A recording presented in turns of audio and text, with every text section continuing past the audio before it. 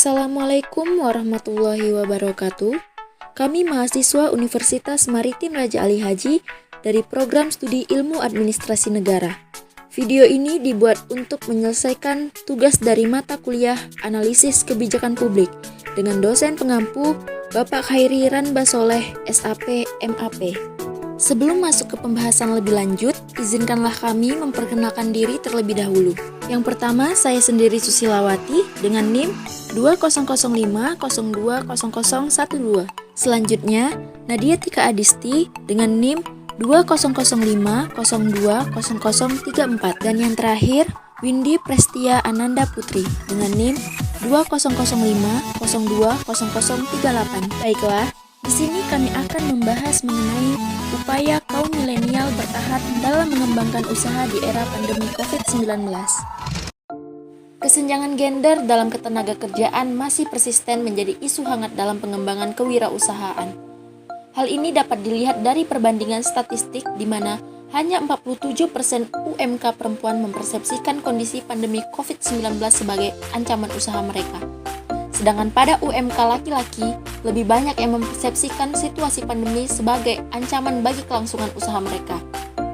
Tingkat partisipasi angkatan kerja kaum muda laki-laki masih lebih besar dibanding tingkat partisipasi angkatan kerja perempuan, yakni 73,90% berbanding 48,46%.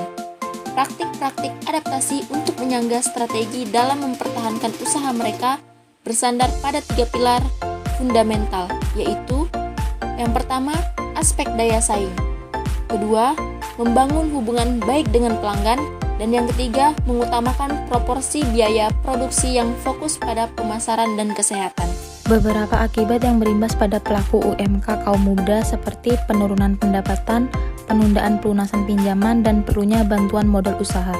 Pemerintah sudah memberikan berbagai stimulus untuk meningkatkan kinerja pada pelaku usaha muda seperti restrukturisasi pinjaman, bantuan modal, keringanan tagihan listrik, dan dukungan pembiayaan. Kemenko Perekonomian mengatakan bahwa sesuai dengan hasil survei BPS, beberapa jenis kesulitan dan bantuan yang diperlukan oleh para pelaku usaha mikro dan kecil yaitu ada 4. Yang pertama, membutuhkan modal sebesar 69,02%. Kedua, membutuhkan penundaan pembayaran pinjaman sebesar 29,98%.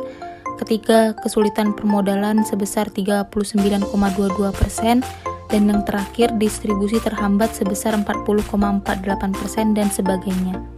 Sebagai isu kebijakan yang bersifat multidimensional, maka pengembangan kewirausahaan muda membutuhkan strategi kebijakan yang terpadu, menyeluruh, kolaborasi multipihak, serta mengedepankan kesetaraan gender dan inklusi sosial. Oleh sebab itu, berbagai macam kebijakan yang bisa dilakukan, yaitu yang pertama ada pemberian jenis bantuan berbasis kebutuhan UMK kaum muda.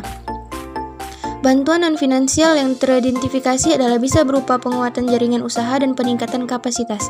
Yang kedua yaitu melakukan inovasi berkelanjutan seperti berinovasi dalam kualitas produk, layanan, promosi, dan penjualan. Kemudian ada meningkatkan kemampuan literasi digital. Kemudian meningkatkan ketangguhan usaha melalui diversifikasi mitra usaha. Dan kemudian ada memperkuat kemampuan atau keterampilan soft skills.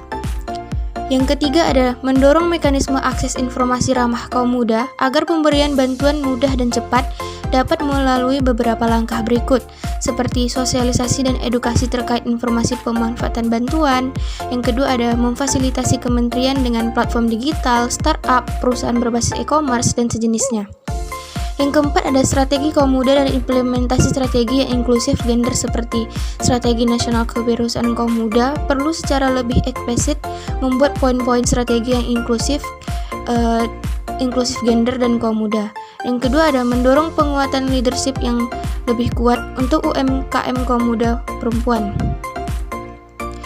Dan yang terakhir ada memastikan keamanan yang mendukung akses dan mobilitas kaum muda perempuan untuk mengembangkan bisnisnya.